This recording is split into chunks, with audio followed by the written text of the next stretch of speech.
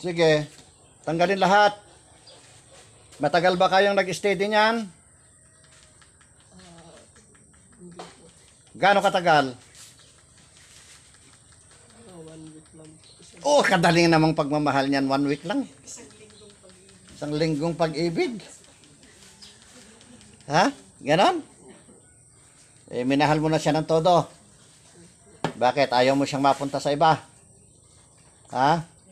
Kasi ugali niya po. Ha? Ay, mabait. Eh, talagang mabait. O sige, pagalingin mo na, maawa ka dyan, ha?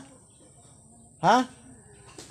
Kasi kapag hindi mo yan pinagaling, kawawa naman siya, eh, minahal mo naman pala siya. Pag minamahal, iniingatan. Ha? Ha? May interest na ingatan mo siya kaysa yung pahirapan mo. Katulad yan, no? Hindi mo siya pinatutulog. Ano naman ang plano mo para ganyan? Hindi mo mamatay yan.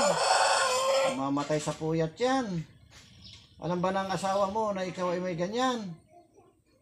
Asawa mo na o boyfriend mo pa lang? Nga, boyfriend pa lang. Alam mo niya, paano kung malaman niya may ganyan ka, di iwanan ka niya? Ha? Ha?